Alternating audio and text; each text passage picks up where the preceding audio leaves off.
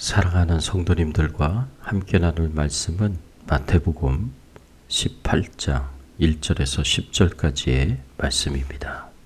핵심적으로 살펴볼 말씀은 1절에서 4절까지의 말씀입니다. 그때의 제자들이 예수께 나와 이르되 천국에서는 누가 크니이까? 예수께서 한 어린아이를 불러 그들 가운데 세우시고 이르시되 진실로 너희에게 이르노니 너희가 돌이켜 어린아이들과 같이 되지 아니하면 결단코 천국에 들어가지 못하리라. 그러므로 누구든지 이 어린아이와 같이 자기를 낮추는 사람이 천국에서 큰 자니라. 오늘 말씀을 통해서 우리가 생각해 봐야 할 주제는 누가 천국에서 큰 자인가 입니다. 천국에서 큰 자는 어떤 자이겠습니까? 오늘 본문 1절의 말씀에 보면 그때에 제자들이 예수께 나와 이르되 천국에서 누가 크니이까? 제자들이 주님께 나와 천국에서는 누가 크냐고 묻습니다.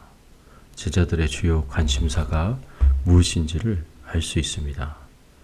예수님을 정치적 메시아로 오해한 제자들은 주님의 나라가 이루어지는 날 누가 높은 자리에 앉게 될 것인지에 모든 관심을 두고 있습니다. 그들 사이에서는 이미 높은 자리에 앉고자 하는 욕심과 알력이 자리하고 있었습니다. 예수님께서는 자신이 예루살렘에서 종교 지도자들에 의해 고난을 당하시고 죽임을 당하실 것이라고 말씀하셨는데 제자들은 예수님의 말씀을 이해하지 못하고 받아들이지 못하고 있습니다. 만일 제자들이 예수님의 십자가의 고난과 죽음 그리고 부활에 대한 바른 이해를 가지고 있었다면 이렇게 행동하지 않았을 것입니다. 그리고 이들이 이렇게 누가 더 큰지에 대하여서 다투는 것은 이들이 자신을 높이고자 하고 세상적인 부귀영화를 추구하는 세속적인 욕심을 버리지 못했기 때문입니다. 이런 세속적인 욕심에 끌려다니면 필연적으로 타인을 경쟁자로 생각하고 다툼을 가지게 되어 있습니다. 교회 안에서 생기는 크고 작은 다툼들은 이렇게 세속적인 욕심에 이끌려 다른 사람보다 더 나아 보이고 더 크게 보이려는 마음에서 오는 것일 수 있습니다. 하나님 나라는 이렇게 욕심 때문에 다투고 분쟁하는 것이 아닙니다. 천국에서는 누가 큰 자입니까? 천국에서는 세속적인 욕심을 버리고 어린아이같이 겸손한 자가 큰 자입니다. 천국에서 큰 자는 세상적 욕심으로부터 돌이킨 자입니다.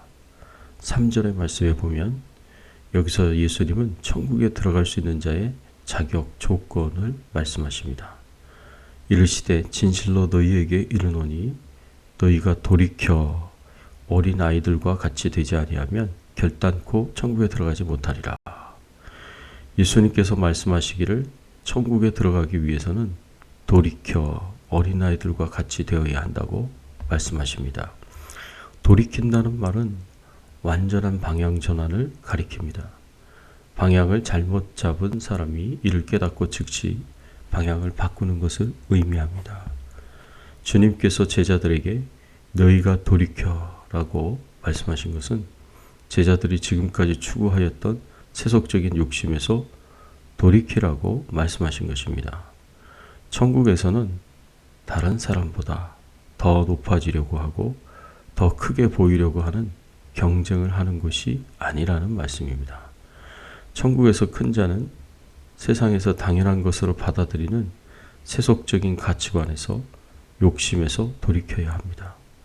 그래서 사도 바울은 우리 천국 백성을 향하여 고린도 후서 5장 17절에 새로운 피조물이라고 말씀하셨습니다. 고린도 후서 5장 17절을 보십시오. 그런즉 누구든지 그리스도 안에 있으면 새로운 피조물이라. 이전 것은 지나갔으니 보라 새 것이 되었도다. 예수 믿고 구원받은 그리스도인들은 이전에 예수님 믿기 이전에 가졌던 세속적인 가치관을 버린 사람들입니다. 중생한 그리스도인들은 새로운 피조물이 되었기 때문에 새로운 삶을 추구합니다. 새 포도주는 새 부대에 넣어야 하듯이 구원받은 하나님의 자녀들은 새로운 삶을 필요로 합니다. 이전에 살았던 삶과는 새로운 삶, 하나님 나라의 법에 따라서 사는 새로운 삶을 살아야 합니다. 그것이 무엇일까요? 로마서 12장 2절에 보면 너희는 이 세대를 본받지 말고 오직 마음을 새롭게 함으로 변화를 받아 하나님의 선하시고 기뻐하시고 온전하신 뜻이 무엇인지 분별하도록 하라. 이 세대를 본받지 말고 마음을 새롭게 함으로 변화를 받아 하나님의 선하시고 기뻐하시고 온전한 뜻이 무엇인지 분별하며 행하는 것입니다. 이렇게 천국에서 큰 자는 세속적인 욕심에서 돌이켜 새로운 삶을 살아가는 사람입니다. 또 천국에서 큰 자는 어린아이와 같이 겸손한 자입니다. 그렇다면 어린아이와 같이 된다는 것은 어떤 의미입니까?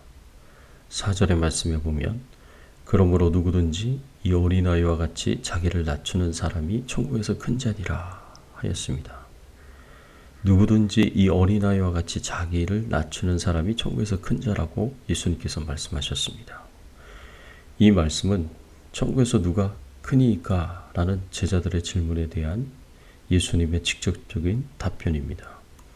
어린아이와 같이 자기를 낮추는 사람이 천국에서 큰 사람입니다. 어린아이와 같이 자기를 낮추는 인격, 겸손이 있어야 합니다. 윌리엄 바클레이라는 유명한 신학자이자 목회자였던 분이 어린아이에 대해서 이렇게 말했습니다. 어린아이는 자기를 내세우는 대신 도리어 뒤로 숨으려 하고 자기를 나타내기를 원치 않고 알려지지 않는 자리에 있으려고 한다 라고 말했습니다. 예수님께서 제자들에게 요구하신 것이 바로 이런 겸손입니다.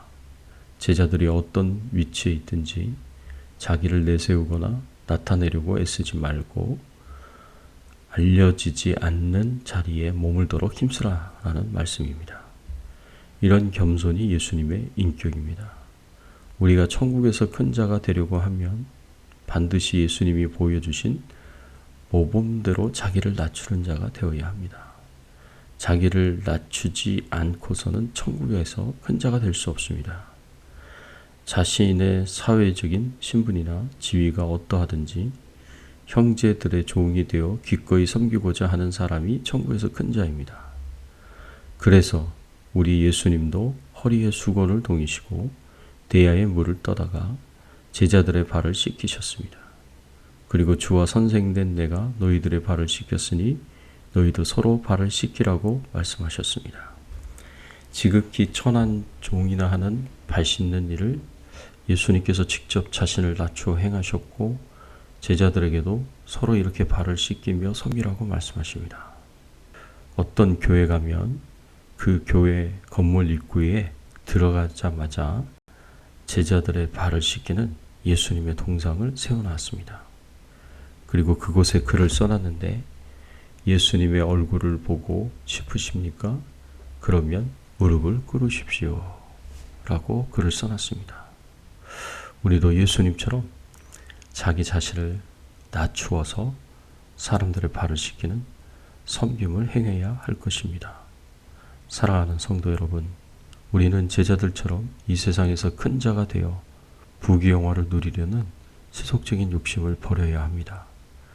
그리고 하나님 나라에서 큰 자가 되기 위하여 예수님처럼 겸손한 종의 위치에 서서 하나님을 섬기고 성도들을 섬기는 귀한 은혜가 있기를 바랍니다. 함께 기도하겠습니다. 하나님 감사합니다. 오늘 말씀을 통해서 저희들에게 귀한 교훈의 말씀을 주시니 감사를 드립니다. 천국에서 큰 자는 세속적인 욕심을 버리고 어린아이와 같이 겸손한 자가 큰 자다라고 말씀해 주시니 감사를 드립니다. 이와 같이 하나님 저희들이 세상의 욕심으로부터 돌이키는 자들이 되게 하여 주시옵시고 어린아이와 같이 겸손하여 사람들을 섬길 수 있는 저희들의 신앙의 삶이 되게 하여 주시옵소서. 오늘 하루도 주님과 동행하는 하루 되게 하시고 주의 나라와 영광을 위해서 살도록 인도해 주시기를 소원하오고 예수 그리스도의 이름으로 간절히 기도드리옵나이다. 아멘.